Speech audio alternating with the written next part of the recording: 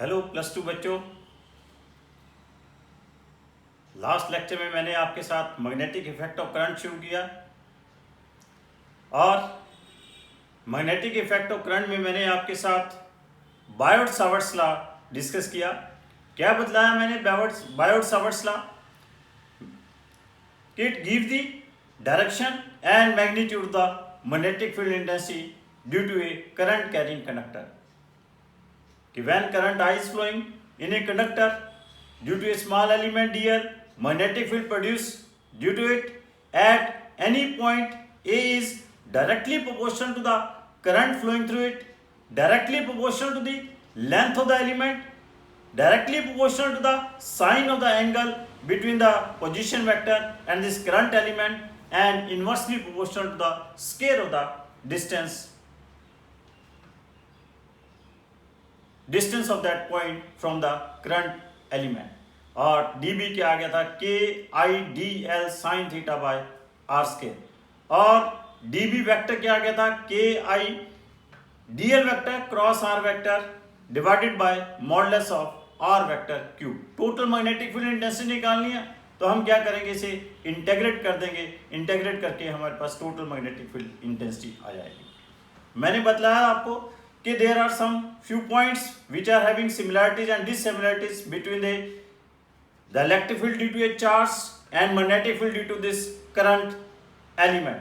They both are obeying the inverse square law. What are the dissimilarities? कि magnetic electric field density due to a point charge is always in the opposite direction of the position vector, but magnetic field density is always perpendicular to the direction of the position vector. Electric field is depending upon charge, here it is depending upon current element। तो यहाँ पे जो हमारे पास magnetic field intensity की direction आई, as it is a cross product of D L vector and R vector, it is very clear कि direction of magnetic field intensity is perpendicular to the plane in which D L vector and R vector is existing. This magnetic field intensity can be calculated by Fleming's right hand thumb rule. Means if you curl our fingers from dl vector to r vector, then this thumb is giving the direction of the magnetic field intensity. And direction of magnetic field intensity can also be explained with the help of Fleming's right hand palm rule. If you adjust thumb in the direction of current, palm in the direction of position vector, then pushing palm is giving the direction of magnetic field intensity। तो यहाँ पे मैंने कहा था जो constant of proportionality k है that is equal to mu naught upon 4 pi है, and its value is 10⁻⁷ tesla metre per ampere है। Here tesla is the strength of magnetic field intensity है in SI system. In CGS system इस units are gauss and 1 tesla is equal to क्या है, that is equal to 10⁻⁴ gauss के equal है। तो यही result use करके I have calculated the magnetic field intensity due to a state conductor। क्या किया, एक स्टेट कंडक्टर लिया जिसमें करंट I फ्लो कर रहा है। There is a point A at a distance R perpendicular to the state conductor, जहां पे हमने मैग्नेटिक फील्ड इंटेंसिटी कैलकुलेट की थी। इसको कैलकुलेट करने के लिए एक स्मॉल एलिमेंट dl ले लिया, कितने डिस्टेंस के ऊपर, x डिस्टेंस के ऊपर ले लिया फ्रॉम दिस पॉइंट A, और यहाँ पे हमने बायोट सावर्ट्स लगा दिया। क्या आ गया था, बायोट सावर्ट्स लॉ क्या आ गया, KIDL sin theta divided by x square आ गया। और हमने देख लिया कि इस पॉइंट के ऊपर end of the conductor they are making an angle φ1 and φ2। तो टोटल मैग्नेटिक फील्ड इंटेंसिटी निकालने के लिए क्या किया, हमने इसको इंटेग्रेट कर दिया। कहां से कहां, -φ1 टू +φ2। और जब हमने इंटेग्रेट किया तो हमारे पास यहाँ पे जो दूसरे वेरिएबल फैक्टर हैं dl, थीटा और x, इन सभी को हमने किसकी टर्म में लेकर आए, फाई की टर्म में लेकर आए। कैसे आपके पास लेकर आए, x को हमने क्या लिख लिया, that is equal to r by cos phi बन गया था, और हमारे पास जो L था दैट इज इक्वल टू क्या था, r tan फाई था। इसको डिफरेंशिएट करके dl इज इक्वल टू क्या आ गया था, r second square phi d phi आ गया था। और आपके पास जो थीटा है, theta plus phi is equal to 90 degree था, तो थीटा की वैल्यू क्या आ गई थी, 90 - फाई आ गई थी। तो ये वैल्यू सारी सब्स्टिट्यूट की और इंटीग्रेट किया, हमारे पास total magnetic field energy due to this straight conductor के आगे थी के I sine phi 1 plus sine phi 2 divided by 4 pi R calculate हो गई थी। तो इसमें हमने डिफरेंट केसेस डिस्कस किए थे। केस फर्स्ट डिस्कस किया था, अगर पॉइंट ए क्या है, इन दोनों एंड से क्या है इक्वल डिस्टेंस के ऊपर लाई कर रहे हैं, तो उस केस में phi 1 is equal to phi 2 is equal to phi हो जाएगा और मैग्नेटिक फील्ड एनर्जी क्या आ जाएगी, that is equal to mu naught I sine phi upon 2 pi R आ जाएगी। फिर मैंने एक सेकंड केस डिस्कस किया था कि if this point is lying at A one end of the conductor, उस केस में फाई 1 क्या होगा, फाई हो जाएगा, फाई 2 जीरो हो जाएगा, magnetic field energy mu naught I upon mu naught I sine phi upon 4 pi R बन जाएगा। फिर मैंने आपके साथ डिस्कस किया था कि अगर if it is an infinite long straight conductor, तो उस केस में phi 1 is equal to phi 2 is equal to क्या हो जाएगा, 90 डिग्री हो जाएगा। तब आपके पास उस केस में magnetic field energy due to this straight conductor क्या बन जाएगी, mu naught I upon 2 pi R आ जाएगी। अगर if it is an infinite long straight conductor और ये पॉइंट ए क्या है, आपके पास उस इनफाइनाइट लॉन्ग स्टेट कंडक्टर से एक एंड के ऊपर लाई कर रहा है, तब मैग्नेटिक फील्ड एनर्जी क्या बन जाएगी, that becomes mu naught I upon 4 pi R बन जाएगी।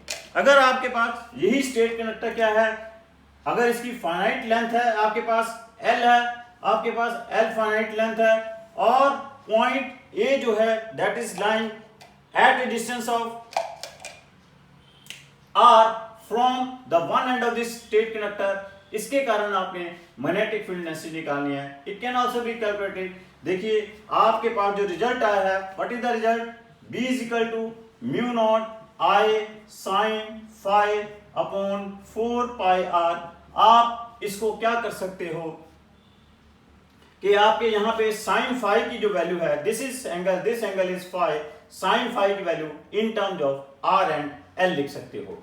ये जो डिस्टेंस है, this distance becomes R square plus L square, तो साइन फाई क्या आ जाएगा, that is equal to L upon sine phi जो हो जाएगा that is equal to L upon under root of R square plus L square हो जाएगा। तो बी की वैल्यू क्या आ जाएगी, mu naught I L upon 4 pi R under root of R square plus L square आ जाएगी। Clear.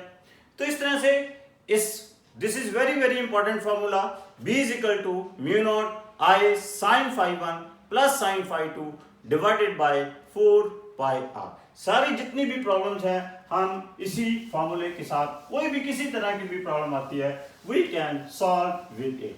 For example आपके पास आ जाता है कि देयर आर 3 स्टेट कंडक्टर्स और which are lying on the 3 corners of the triangle।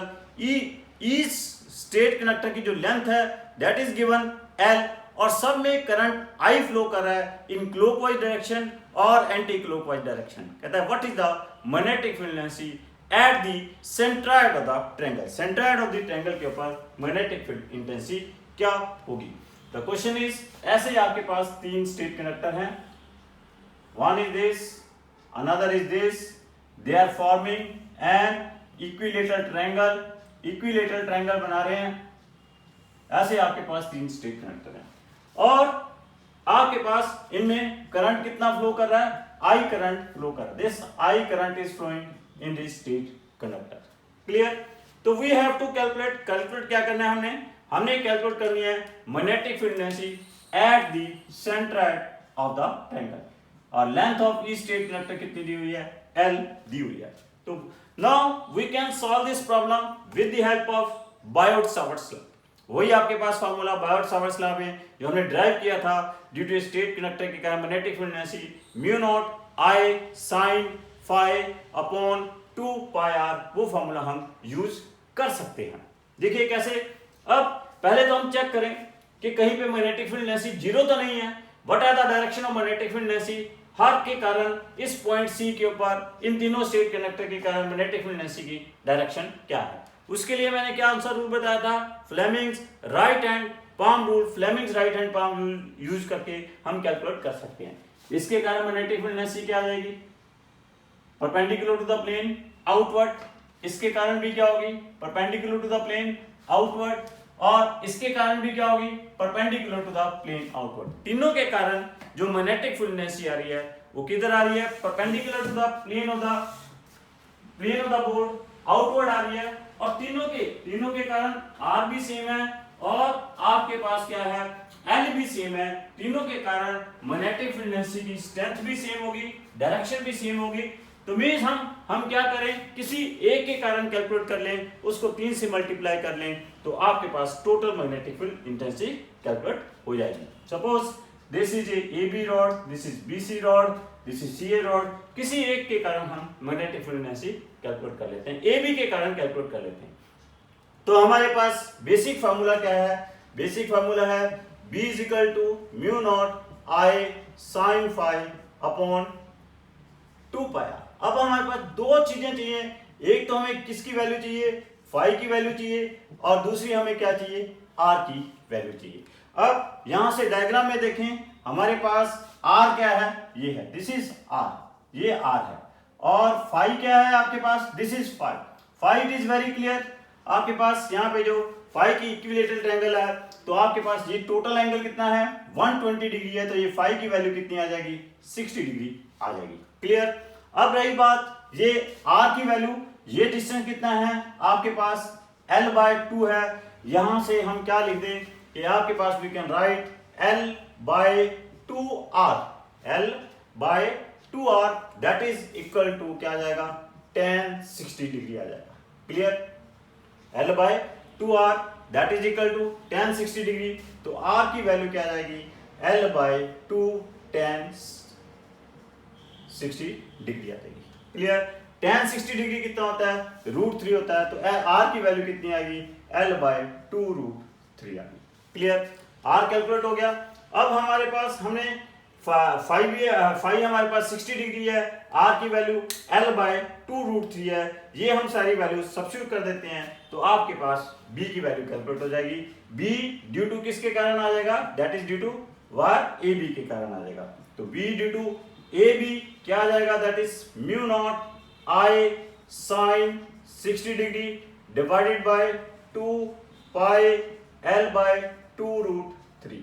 Clear. Sine 60 की डिग्री की वैल्यू कितनी होती है √3/2 आ जाएगी। क्लियर। तो दिस बिकम्स 4 पाई l/2 √3 ऊपर चला जाएगा। क्लियर ना। आपके पास √3 क्या बन जाएगा 3, तो इसके कारण आपके पास वैल्यू क्या आ गई 3 mu naught I upon 2 pi l आ गई। तो ये हमारे पास क्या आ गई, एक कंडक्टर AB के कारण आ गई इतनी वैल्यू, और डायरेक्शन सेम किसके कारण आएगी BC के कारण आएगी, और सेम क्या आएगी CA के कारण आएगी। तो total magnetic field energy at point C क्या आ जाएगी, that is equal to 3 into BAB, that will be equal to क्या होगा 9 mu naught I upon 2 pi l। This is the total magnetic field energy at the centre आ जाएगी। What's about its direction, तो आपके पास क्या है current इधर flow कर रहा है, ये पोजीशन वेक्टर हो गया, तो pushing palm is giving the direction of magnetic field energy. तो मैग्नेटिक फील्ड एनर्जी की डायरेक्शन क्या होगी आउटवर्ड होगी। डॉट से मैंने आपको क्या कहा था, कहीं पे magnetic field energy perpendicular to the plane outward हो उसे डॉट साइन से रिप्रेजेंट करते हैं, कहीं पे magnetic field energy perpendicular to the plane inward हो उसे क्रॉस साइन से रिप्रेजेंट करते हैं। तो आपके पास टोटल मैग्नेटिक फील्ड एनर्जी क्या आएगी आउटवर्ड आएगी, तो यहां पे हम इसको कैसे इस डॉट साइन से रिप्रेजेंट कर देते हैं। Clear, no problem at all. Next है, इसी तरह आपसे प्रॉब्लम पूछी जा सकती है कि 3 की बजाय देयर आर 4 रॉड्स। अगर आपके पास 4 रॉड्स दी हुई है और they are lying on the 4 corners of the square, each side of the square क्या है L यूनिट है, ईच रॉड की जो लेंथ है L है, और करंट I फ्लो कर रहा है हमें, या क्लॉकवाइज या एंटी क्लॉकवाइज डायरेक्शन में फ्लो कर रहा है, and you have to calculate the magnetic field energy. कहां पे कैलकुलेट करनी है, at the centre of the square, square के सेंटर के ऊपर आपने मैग्नेटिक फील्ड एनर्जी कैलकुलेट करनी है। तो ये ऐसे आपके पास 4 रॉड्स पड़ी हुई हैं, this is 1 rod, this is second rod, this is third rod, and in this way this is the 4th rod. Suppose इनमें करंट जो है इनमें किधर फ्लो कर रहा है, क्लॉकवाइज डायरेक्शन में इनमें करंट I फ्लो कर रहा है। ईच रॉड की लेंथ कितनी है, L है। We have to calculate the magnetic field energy at the centre of the scale. Clear. तो अब आपके पास पहले चेक कर लें सबके कारण मैग्नेटिक फील्ड एनर्जी की डायरेक्शन क्या होगी। इसके कारण भी क्या होगी, perpendicular to the plane inward. इसके कारण भी क्या होगी, perpendicular to the plane inward. इसके कारण भी इनवर्ट, इसके कारण भी perpendicular to the plane inward. सभी के कारण मैग्नेटिक फील्ड एनर्जी की डायरेक्शन किधर आ रही है, perpendicular to the plane inward आ रही है। तो हमारा क्या टारगेट रहेगा, हम किसी एक रॉड के कारण कैलकुलेट कर लें और सभी से पोजीशन भी सेम है, सबके मैग्नीट्यूड भी सेम आएंगे। उसी तरह लास्ट प्रॉब्लम की तरह एक रॉड के कारण कैलकुलेट कर लें, उसे क्या कर लें 4 से मल्टीप्लाई कर लेंगे, हमारे पास टोटल मैग्नेटिक फील्ड इंटेंसिटी आ जाएगी। वही हमें क्या चाहिए होगा कैलकुलेट करने के लिए, एक हमें R चाहिए होगा और एक हमें क्या चाहिए होगा, ये एंगल फाई चाहिए होगा। बेसिक फॉर्मूला वही है आपके पास, what is that, mu naught I sin phi upon 2 pi R। Clear. Here R क्या हो जाएगा, स्क्वायर है, R क्या हो जाएगा, L/2 हो जाएगा। ये टोटल एंगल क्या होगा, यहाँ पे 90 डिग्री होगा। फाई की वैल्यू क्या आएगी, 45 डिग्री आएगी। Will substitute this is the value due to किसके कारण हमने ले ली, AB के कारण ले ली, तो क्या आ जाएगी, mu naught I sin 45 divided by 2 pi L/2 आ गई। क्लियर। sin 45 की वैल्यू क्या है, 1/√2 है, तो आपके पास ये क्या बन जाएगी, this 2 cancel, mu naught I √2 pi L बन जाएगी। This is due to one rod. इस तरह आपके पास इसको 4 से मल्टीप्लाई करेंगे, total magnetic field intensity at C क्या आ जाएगी, that will be 2√2 mu naught I upon pi L। This is the total magnetic field intensity due to all these rods at the centre. इस तरह मैंने आपको 2 problems कराई हैं, 3 हो, 4 हो, 6 हो, n हो, तो यू कैन डू इट। आपको चाहिए क्या, सिर्फ एक R कैलकुलेट करना है, आपने फाई कैलकुलेट करना है, वो मैथमेटिकल स्टेप है, कैलकुलेट कर लोगे। बेसिक फार्मूला ये है, mu naught I sin phi upon 2 pi R, इसमें सब्स्टिट्यूट कर दोगे, टोटल मैग्नेटिक फील्ड इंटेंसिटी आ जाएगी। क्लियर। एक प्रॉब्लम और देखिए, इफ देयर आर आपके पास 2 infinite long current carrying conductors हैं, they are separated by some distance 2d। 2 infinite long straight conductor है, एक ये है, इसमें भी करंट I फ्लो कर रहा है, और this is the another infinite long straight conductor, इसमें भी I करंट फ्लो कर रहा है, and these 2 straight conductors are separated by distance 2d। Clear. दोनों में सेम करंट सेम डायरेक्शन में फ्लो कर रहा है। There are 3 points, one is A, another is B, that is the center of this straight conductor, another is point C। In 3 points के ऊपर you have to calculate the magnetic field intensity। Point A B क्या है, this is lying at distance D from this conductor X, and point C B क्या है, this is lying at a distance D from this conductor Y। और जो ये B point है, this is lying at the mid of this 2 infinite long straight conductor. अब आपने सबसे पहले magnetic field energy at point A निकालनी है। A पॉइंट के ऊपर मैग्नेटिक फील्ड एनर्जी किसके कारण होगी, X के कारण भी होगी और Y के कारण भी होगी। Now magnetic field energy at point A will be due to X as well as due to Y। तो दोनों की हम क्या करेंगे, उनका वेक्टर सम ले लेंगे। अब देखें दोनों के कारण डायरेक्शन क्या होगी, इसके कारण भी perpendicular to the plane outward होगी, इसके कारण भी क्या होगी, perpendicular to the plane outward होगी। दोनों की डायरेक्शन क्या आ रही है, सेम आ रही है। इट मींस दैट इनको हम क्या करेंगे, अलजेब्रिकली ऐड कर देंगे। This will be equal to bx plus by हो जाएगी। क्लियर। तो b अब देखेंगे इनफाइनाइट लॉन्ग है, bx के कारण इसकी वैल्यू क्या होगी, bx के कारण जो इसकी वैल्यू होगी mu naught I upon 2 pi d होगी, और by के कारण क्या होगी, that will be equal to mu naught I upon 2 pi, कितनी हो जाएगी, डिस्टेंस कितना है 3d है, तो हम 3d लिख लेंगे यहाँ पे, तो क्या आ जाएगा mu naught I upon 6 pi d हो जाएगी। दोनों की डायरेक्शन सेम है, यहाँ पे bx और by की वैल्यू सब्स्टिट्यूट कर देंगे, टोटल वैल्यू कैलकुलेट हो जाएगी। क्लियर। अब b के ऊपर कैलकुलेट करनी है, b पॉइंट के ऊपर ड्यू टू x क्या होगी, इनवर्ड होगी, और ड्यू टू y क्या होगी, आउटवर्ड होगी। तो अब इनको बी पॉइंट के ऊपर जब हम मैग्नेटिक फील्ड इंटेंसिटी कैलकुलेट करेंगे तो इनको क्या करना पड़ेगा, अलजेब्रिकली सब्ट्रैक्ट करना पड़ेगा, क्योंकि दोनों क्या हैं, अपोजिट डायरेक्शन में हैं। और बी पॉइंट के ऊपर दोनों के कारण मैग्नेटिक फील्ड इंटेंसिटी की मैग्नीट्यूड्स क्या होंगे, सेम होंगे। तो अब क्या होगा, इट मीन दैट जब ये दोनों वैल्यूज वहां सब्स्टिट्यूट करोगे तो at point B magnetic field intensity क्या बन जाएगी, 0 बन जाएगी। क्लियर। उसके बाद हमने सी पॉइंट के ऊपर कैलकुलेट करना है। सी के ऊपर क्या होगा, ये होगा, अब सी के ऊपर ड्यू टू कंडक्टर एक्स के कारण क्या होगी, perpendicular to the plane inward होगी। ड्यू टू कंडक्टर वाई क्या होगी, perpendicular to the plane inward होगी। इट मीन दैट दोनों की डायरेक्शन सेम है लेकिन क्या है, इनवर्ड है। तो ये भी आपके पास रिजल्टेंट भी क्या आ जाएगी, इनवर्ड आ जाएगी। तो आपके पास इनको क्या करेंगे, अलजेब्रिकली ऐड कर देंगे। और ड्यू टू कंडक्टर x क्या आ जाएगी, x से डिस्टेंस कितना है इसका, 3d है, तो ये क्या बन जाएगा, 6πd बन जाएगी। ड्यू टू कंडक्टर y क्या आ जाएगी, y कंडक्टर से इसका डिस्टेंस कितना है, d है, तो क्या बन जाएगी, μ0I/2πd बन जाएगी। दैट इज, और आप ये दोनों वैल्यूज यहाँ पे सब्स्टिट्यूट कर दोगे, ऐड कर दोगे, और ये रिजल्ट शो करता है ए और सी के ऊपर सेम आई है, लेकिन डायरेक्शंस जो है ए और सी के ऊपर जो मैग्नेटिक फील्ड इंटेंसिटी की डायरेक्शन है वो क्या है, आपके पास अपोजिट है। Clear, no problem at all. अगर इसमें दोनों में करंट अपोजिट डायरेक्शन में फ्लो कर रहा होता, सपोज कर लो वाई में नीचे की तरफ फ्लो कर रहा होता, तो पॉइंट ए के ऊपर जब कैलकुलेट करते तो दोनों की वैल्यूज क्या होती, सबट्रैक्ट होती। पॉइंट सी के ऊपर भी दोनों की वैल्यूज सबट्रैक्ट होती, लेकिन पॉइंट बी के ऊपर जब हम मैग्नेटिक फील्ड इंटेंसिटी कैलकुलेट करते दोनों की डायरेक्शंस क्या आनी थी, सेम आनी थी। इसके कारण भी इनवर्ड आनी थी, इसके कारण भी इनवर्ड आनी थी, और दोनों के कारण क्या होनी थी, ऐड हो जानी थी। क्लियर। तो इस तरह से आपके पास ये क्वेश्चंस पूछे जा सकते हैं। नेक्स्ट है आपके पास magnetic field intensity due to current carrying circular ring. Current carrying circular ring के एक्सिस के ऊपर मैग्नेटिक फील्ड इंटेंसिटी क्या होगी।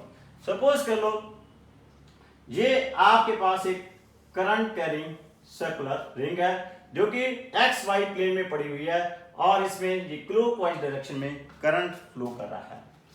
इस रिंग का जो रेडियस है वो कितना है, r है। Radius of this ring is r and there is a point x distance centre से इसके x डिस्टेंस के ऊपर एक पॉइंट है a।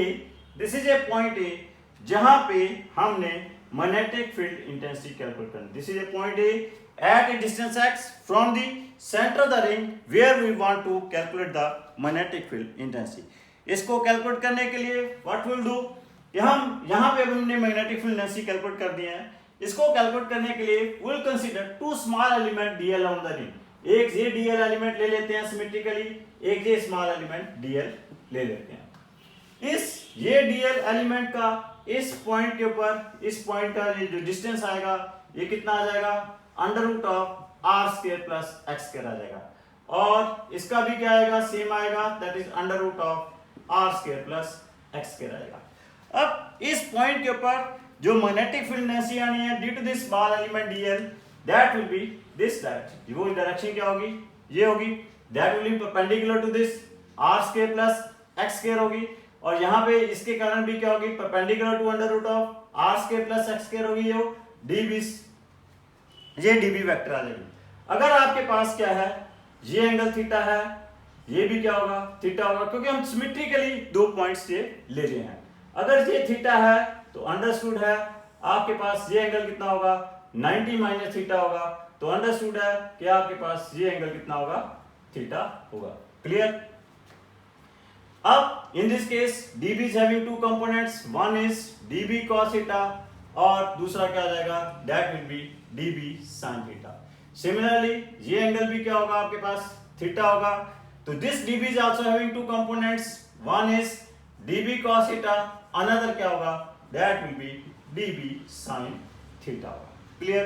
This result implies that आपके पास जो भी magnetic field intensity at point A के ऊपर आएंगी, इनके एक कंपोनेंट्स क्या हो रहे हैं, ये dB cos थीटा वाले कंपोनेंट्स क्या हो रहे हैं, कैंसल आउट हो रहे हैं। सिर्फ टोटल मैग्नेटिक फील्ड इंटेंसिटी किसके कारण आएगी, ये साइन थीटा कंपोनेंट के कारण आएगी।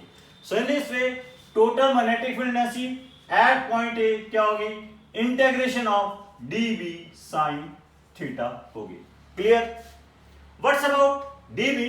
डीबी हम कहां से लिख लें? D B we can write from the Biot Savart's law. ये एंगल अब कितना है? This angle is 90 degree. तो डीबी की वैल्यू क्या होगी?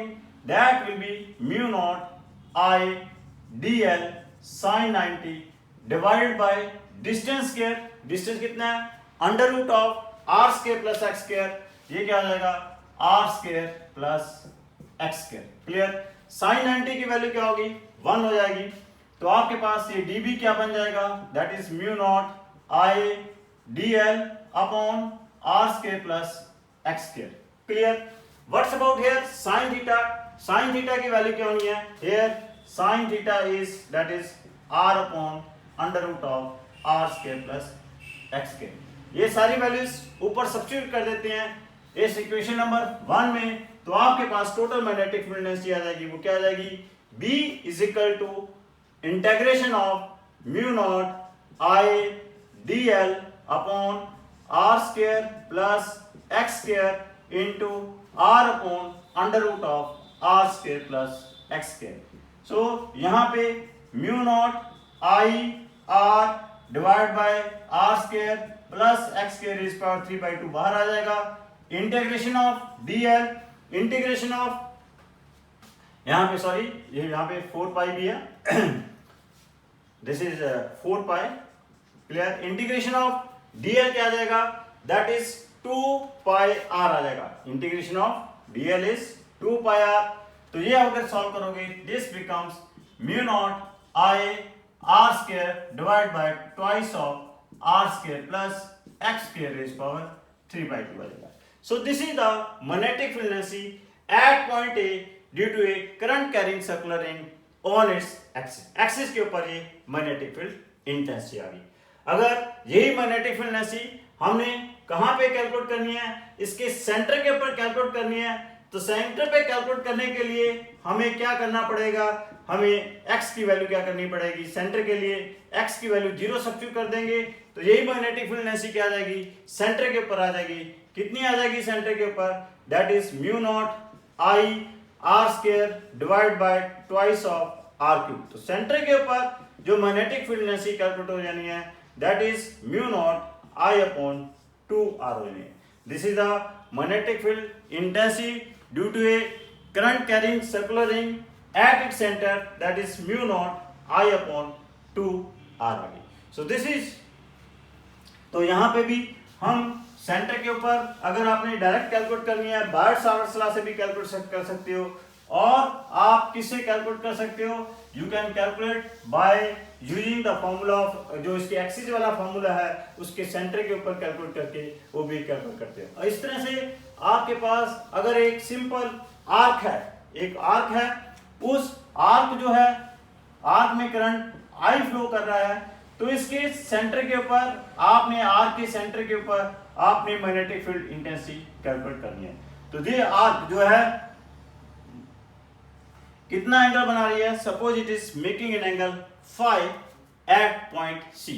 तो इसके कारण मैग्नेटिक फील्ड डेंसिटी कैलकुलेट करने के लिए कैसे कैलकुलेट करेंगे? यहां पे हम एक स्मॉल एलिमेंट dl ले लेंगे। क्लियर। और इसके ऊपर हम now we use the Biot Savart's law. What is the Biot Savart's law? db क्या होगा? Mu naught I dl। अब थीटा क्या होगा? यहाँ पे 90 डिग्री होगा। साइन 90 डिवाइडेड बाय क्या आ जाएगा? 4 पाई। डिस्टेंस कितना है? r square. क्लियर। और b क्या आ जाएगा? Integration of this mu naught I dl sine 91 divide by 4 pi r square. Clear.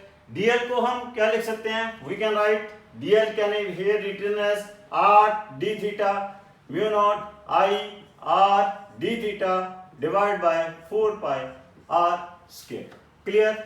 तो इसको सॉल्व करेंगे तो क्या आ जाएगा? ये mu naught I r mu naught I upon 4 pi r integration of d theta. Integration of d theta means total angle make by this arc at the centre. Total angle make by this arc at the centre क्या आएगा?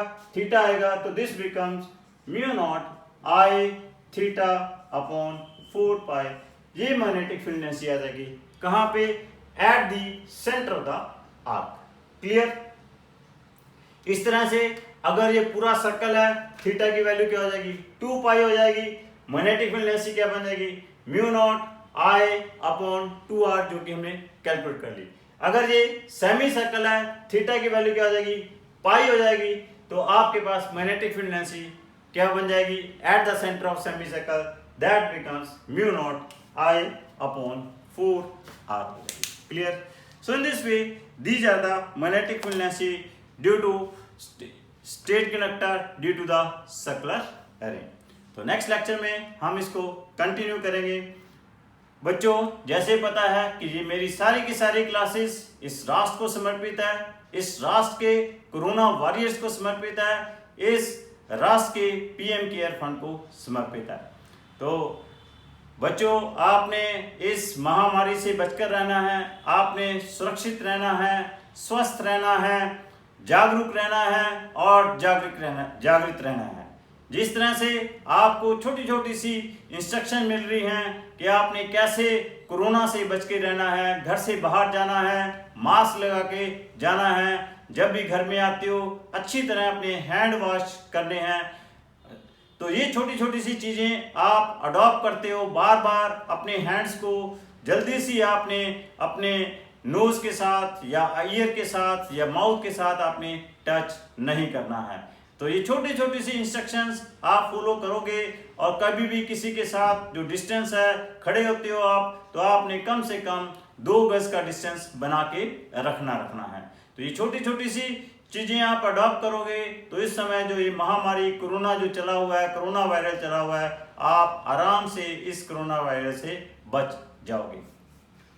तो बच्चों, इसके लिए हम एक शांति पाठ भी करेंगे। ओम द्यो शांतिरंतरिक्ष शांति पृथ्वी शांतिराप शांतिरोषध्या शांति वनस्पति शांति विश्वदेव शांति ब्रह्म शांति सर्व शांति शांतिरेव शांति श्यामा शांति रेधि। ओम शांति शांति शांति।